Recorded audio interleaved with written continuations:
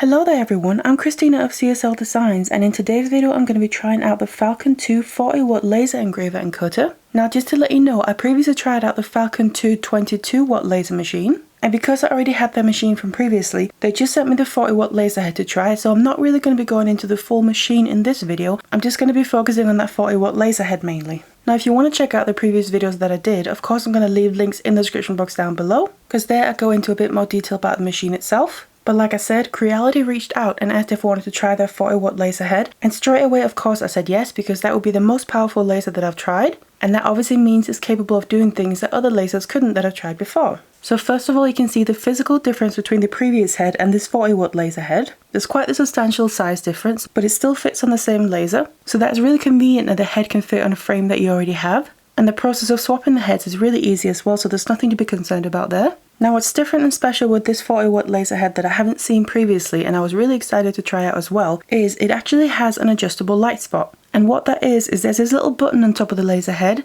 where you can set the laser beam to be either just normal or be more precise. And then the two different settings will give you different results as well. So that is really convenient, I thought, to have that within one laser head, instead of for instance having to swap between heads or use different lasers for different purposes. So I was really curious to try that feature out as well, and that will come into play later on. Now it also has 25,000mm a minute speed, so it can cut and engrave quite fast, and you still have all the same usual safety features on this head as well as the previous one. So when I knew I was going to be trying out this machine with all this extra power that I hadn't tried before, I instantly knew I wanted to try and use this for some more color engraving, because we dabbled in that previously and I'm really excited about that whole concept. But at the same time it is a little bit of a wild west, and I kind of thought with this much power it might have even more possibilities. And I also therefore thought I could then use it to show you the process of how to do color engraving yourself if it's something you're interested in trying out. Now just a disclaimer, I'm not claiming to be an expert, but as we were learning more about this and wanted to try it for ourselves, we found that there was very little information to find out there. So I just kind of thought I would share our experience so far, and it might be helpful for some of you. Now what you need to do color engraving is basically learn about material tests if you don't know about that already.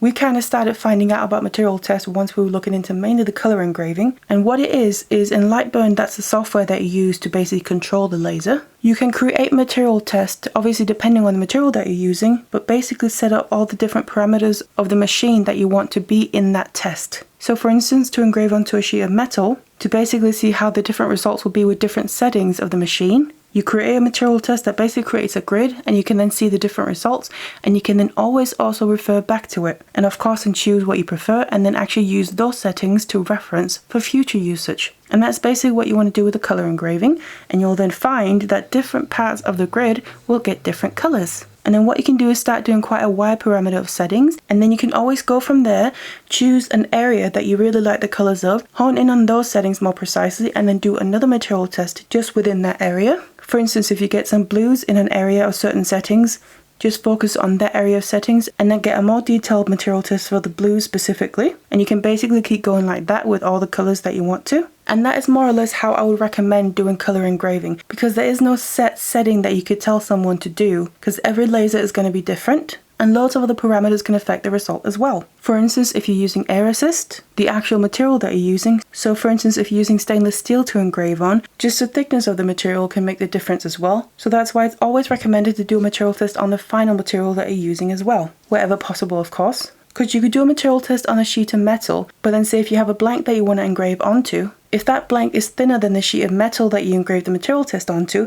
you might get a different result. And then also the finish of the material, so you can see there's many different parameters, so there's no set way of doing color engraving. You kind of have to figure it out for yourself, but this is the way that I would personally say is the best way to start figuring that out, and then you can always play around with it further. And I'm really happy with some of the results that we got here.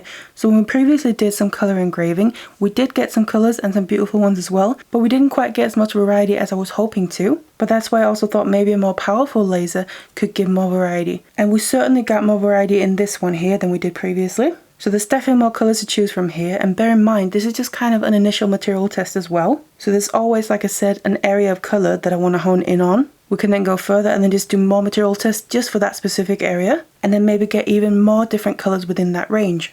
Now if you remember in the beginning I mentioned that this laser head has an adjustable light spot where you can have it set on normal or precise. And what we thought we'd do was to also then test that out and see if it would make a difference in the color engraving, was do a full material test with it on precise and then a full material test on normal, and then see if there would be a difference. And there was, so again that's just another parameter that will affect the final result. And we definitely found with this laser head, if you want to do color engraving, we highly recommend using the precise setting because we got so many more different color results with that, and I got really excited about some of them. Now one thing I do just want to mention with that button on top for precise or normal, that's a little bit of a problem we found, is that whenever you start a job and you set it to do precise, once that job finishes, it resets to normal. So basically if you want to do precise on the next job, you have to make sure you push the button again. And that was a little bit of an issue we found a couple of times because you know you're kind of excited to start the next one and everything is set up and ready to go and you press start in the software and then you realize you forgot to press that button, and obviously you then don't get the result that you want. So that was a little bit of an issue that I maybe think they could do with changing, so it doesn't just default back to normal, but it actually saves the setting that you had it on before. So I just wanted to point that out because we learned that the hard way. But otherwise, after the material test, I found a couple of colors that I really liked, and one in particular. Basically there was a color that was pretty much rose gold or copper engraved onto the stainless steel. So my brain was just going, ooh, I need to do pendants with this. So we just got a couple of blanks and tried to engrave some letters on them with that color. And I'm really pleased with how some of these turned out.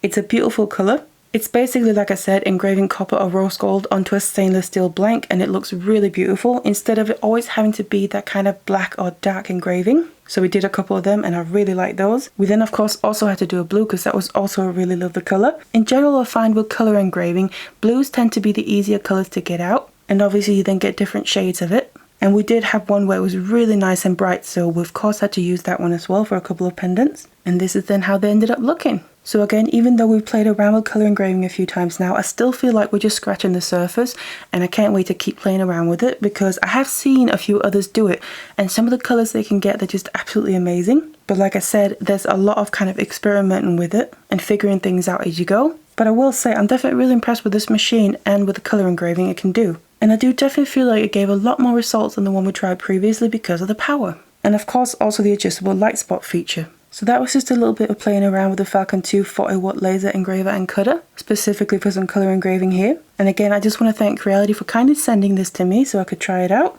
And of course, like always, you'll be able to find the links in the description box down below that you'll need to have a look at this for yourself. Otherwise, I hope this was a bit helpful for you if you yourself are looking into some color engraving. And of course, I hope you enjoyed the video. Thank you so much for watching it, and I'll see you in the next one.